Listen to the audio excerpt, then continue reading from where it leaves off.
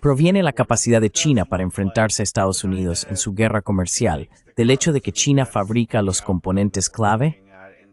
Quiero decir, ese es el resultado que estamos viendo. China tiene la capacidad de retener insumos para la manufactura estadounidense, especialmente para el Pentágono, lo que les impide seguir agitando los sables en la guerra comercial contra China. ¿Se extiende eso a otras naciones? ¿Podrá China proteger a los países en desarrollo de la guerra comercial de Trump contra el mundo? ¿Es esto inherentemente antiimperialista? ¿Es este el comienzo de un mundo verdaderamente multipolar?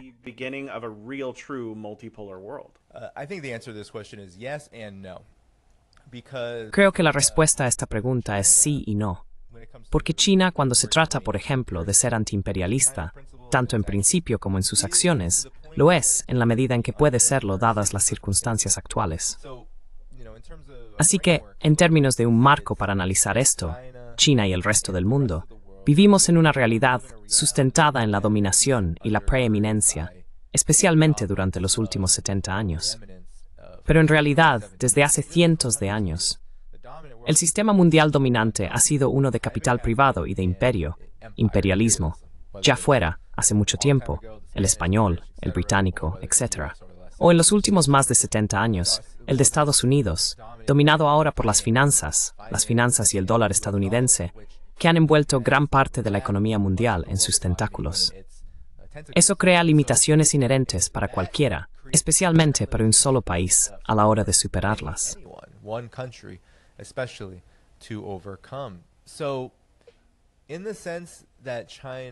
Así que, en el sentido de que China ha logrado tener éxito en este milagro económico, convertirse en la mayor economía en términos de paridad de poder adquisitivo, y ser realmente el líder, el motor económico de estas instituciones multilaterales y multipolares, su propia iniciativa, por ejemplo, la Franja y la Ruta, ha generado cambios enormes para personas de todo el mundo, desde Pakistán hasta muchos otros países.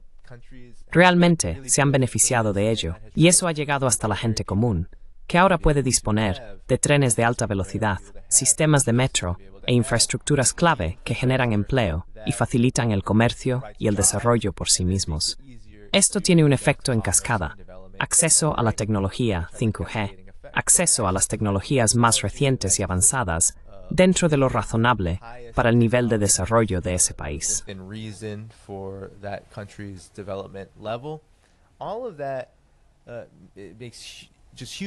Todo eso supone un gran avance en la capacidad de un país para prosperar, formar parte de un mundo multipolar y protegerse, por ejemplo, de la adicción de Estados Unidos a la guerra económica. Y hemos visto, con el intento de Trump de imponer aranceles al mundo entero, que hay muchos países, incluso Canadá, que están dispuestos a decir: de acuerdo, si nos vas a golpear, entonces acudiremos a China para cubrir nuestras distintas necesidades. Porque ahora China cuenta con la cadena de suministro y la capacidad industrial para abastecer los mercados que podamos necesitar. Todo esto es para decir que, sí, China tiene esa capacidad. Sin China, por ejemplo, Rusia e Irán estarían en una situación mucho más precaria. Esas sanciones serían mucho más difíciles de eludir y de soportar.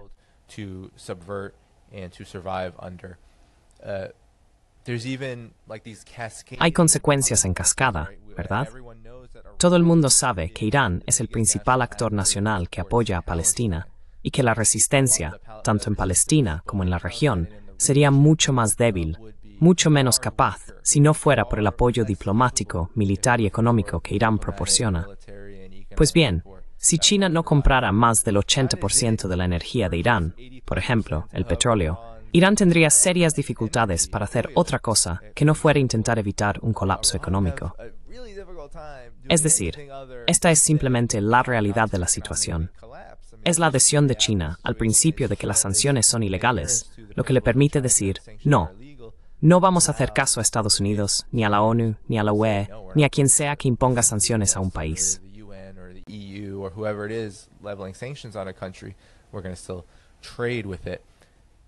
Seguiremos comerciando con ella. Así que sí, En ese sentido, China ofrece sin duda esta protección y defensa crucial contra los excesos y la eficacia de las depredaciones económicas y militares del imperio. Pero no, en última instancia, no puede ser, digamos, la salvadora del resto del mundo. Porque, en primer lugar, China sigue siendo un país en desarrollo por derecho propio. Tiene que dar prioridad a una población de 1.400 millones de personas y a las necesidades de desarrollo que éstas tienen. Solo lleva algo más de 70 años en un proceso de soberanía propia. Su rápido desarrollo es un milagro, pero todavía hay muchas zonas en China que necesitan seguir desarrollándose.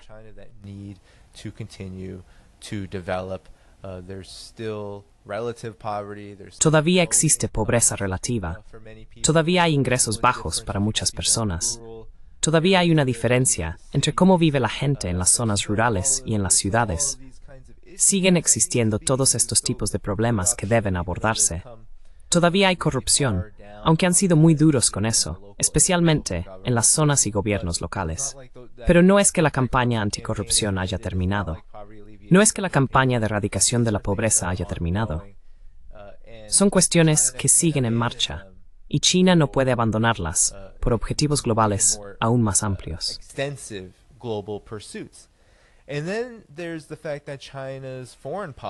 Y luego está el hecho de que la política exterior de China es muy específica y muy concreta. Es una que sirve como un ejemplo poderoso, pero la gente debe tener expectativas que no sean fantásticas ni mitológicas.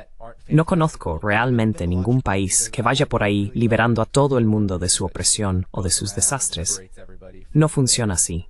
No puede funcionar así.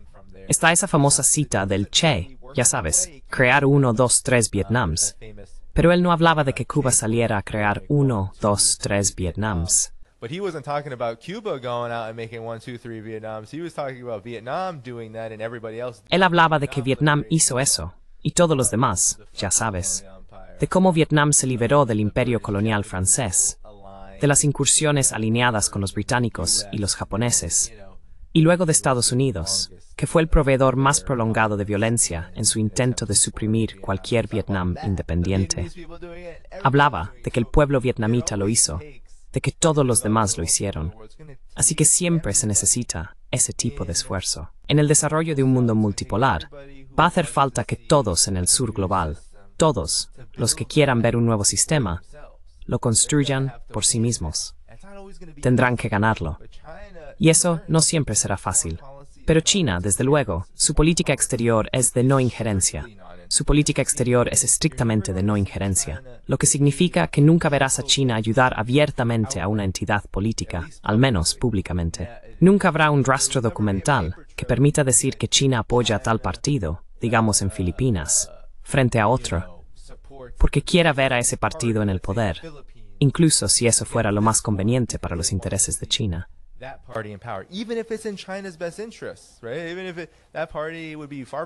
Exacto.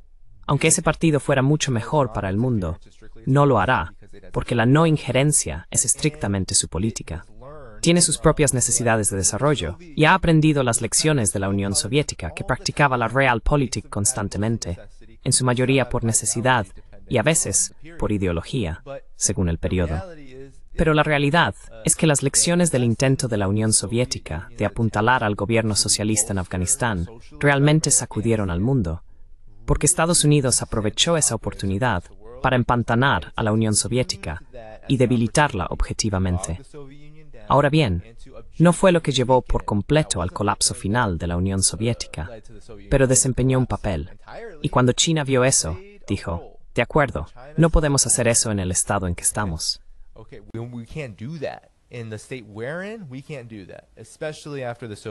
No podemos hacer eso, especialmente después de la caída de la Unión Soviética y de que el bloque de países que podían llamarse socialistas se desintegrara esencialmente en un puñado, con niveles de desarrollo muy bajos. Y por eso tenemos multipolaridad. La razón por la que no tenemos una guerra fría, socialismo contra capitalismo, ahora mismo, es porque el mundo que surgió después de 1991 estuvo dominado por el capital global, dominado por Occidente. Fue el fin de la historia. Era el momento de brillar de Estados Unidos, lo que significaba que iba a golpear y destruir el mundo entero para sí mismo.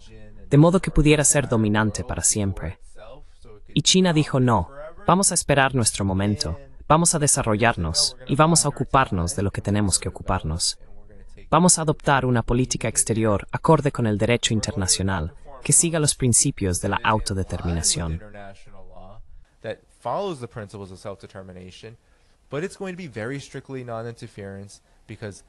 Pero va a ser una política de no injerencia muy estricta, porque China necesita ocuparse de sí misma. Y eso es lo que tenemos. No significa que China no se preocupe por las cuestiones de derechos humanos o por las guerras. Simplemente desempeña el papel que puede desempeñar en las circunstancias actuales. Para algunos, eso no es suficiente, especialmente en el occidente colectivo y en Estados Unidos, que ven la necesidad de un adversario realmente poderoso, una intervención realmente fuerte contra el imperio estadounidense. Pero la realidad es que nunca verás a China hacer eso, porque hay consecuencias. Y en última instancia, las consecuencias de lo que podamos pensar o fantasear en nuestras cabezas como lo mejor para todos, podrían en realidad no ser lo mejor para nadie.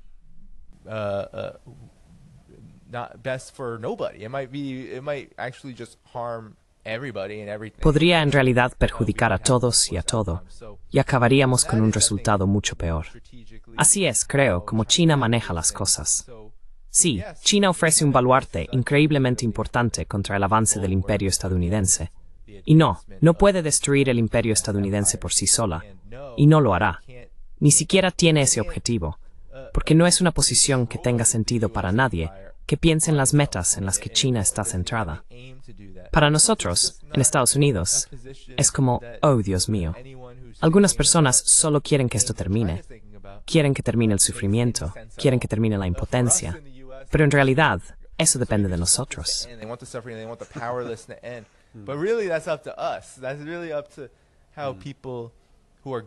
Eso depende realmente de cómo actúen las personas gobernadas por esas élites megalómanas, lucrativas, sádicas y absolutamente malvadas.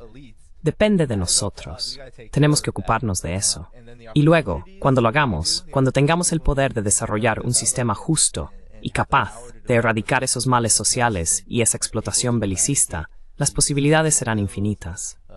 Así es como creo que deberíamos verlo. Deberíamos considerar el enfoque de China como un gran ejemplo, uno que sí, no puede arruinar ni destruir el imperio por sí solo, ni siquiera lo intenta, pero presta un servicio muy valioso a la humanidad, uno que ahora tenemos la responsabilidad de impulsar por nuestra propia cuenta. Y obviamente, nuestra tarea es muy distinta, muy distinta.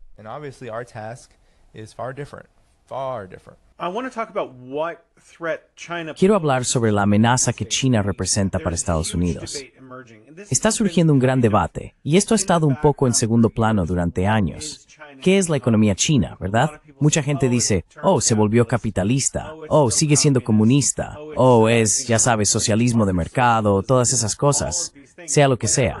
Parece absolutamente que está aterrando a la gente en Washington, D.C. Entonces, ¿por qué China representa esta amenaza existencial para Estados Unidos o para quienes gobiernan Estados Unidos?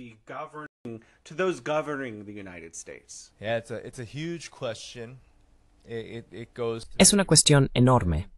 Se remite, creo, a razones muy superficiales. Creo que una de las principales razones superficiales es que China, siendo lo que es, un país en ascenso económico, con capacidades tanto económicas como militares que rivalizan con las de Estados Unidos, representa un desafío. Esto es simplemente viéndolo desde la perspectiva del Pentágono, de los think tanks, de cómo lo perciben.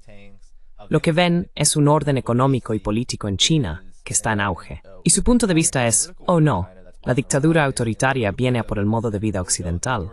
La democracia está amenazada. Y en muchos sentidos, ese miedo está justificado, no por su contenido, sino por el hecho de que realmente existe un rechazo importante en todo el mundo al modo de vida occidental.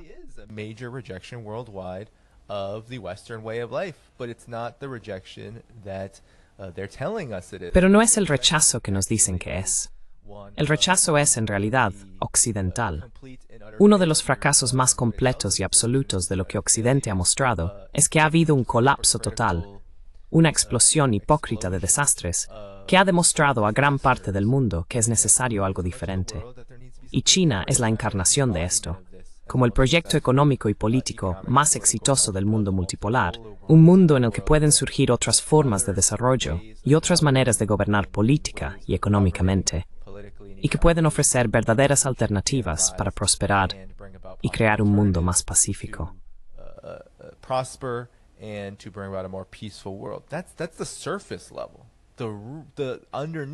Esa es la superficie.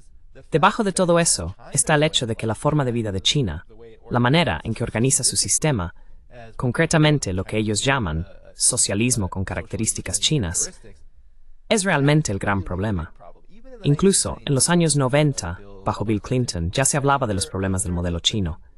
Fue durante los salvajes años 90 cuando China se integraba rápidamente en la economía mundial y emprendía importantes reformas estructurales para garantizar que pudiera liberar las fuerzas productivas e integrar el capital privado en su innovación y desarrollo.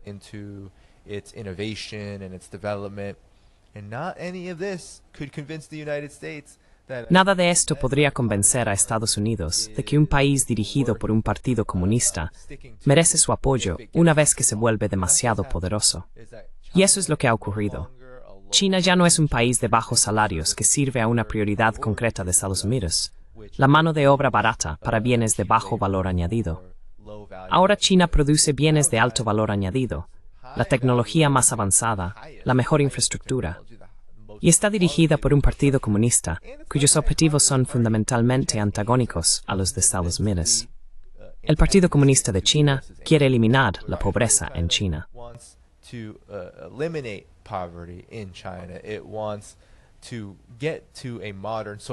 Quiere convertirse en un país socialista moderno para 2050. Quiere garantizar un orden verdaderamente pacífico, uno que respete los principios fundamentales del derecho internacional, especialmente la autodeterminación. Eso es anatema para lo que desea la clase política, el establishment y las élites de Estados Unidos. Los monopolios, los cárteles, los bancos, el complejo militar industrial, quieren un mundo en el que puedan robar, saquear, expoliar, ganar todo el dinero posible y simplemente arruinar el mundo.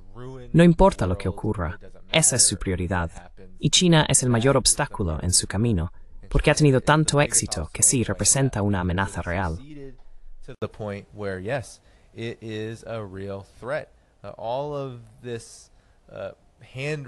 Toda esta preocupación y estos ataques que provienen de los halcones antichinos y de los tertulianos, ya sea en las redes sociales, en los medios de comunicación occidentales o incluso en los pasillos del gobierno, no son más que ofuscación y proyección.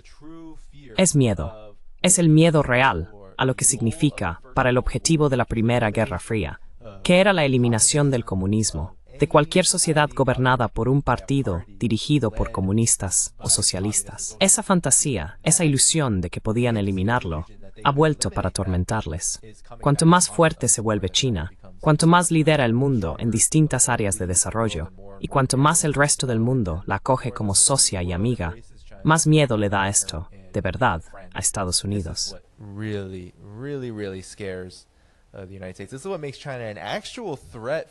Esto es lo que convierte a China en una amenaza real desde un punto de vista objetivo, en el sentido de que si China continúa con la iniciativa de la Franja y la Ruta, si se convierte en un actor económico más poderoso, si logra sus propios objetivos, todo eso pone bajo un enorme microscopio los fracasos, las contradicciones y los horrores de un imperio que está a la defensiva, y de un sistema capitalista que también está a la defensiva y que no puede competir.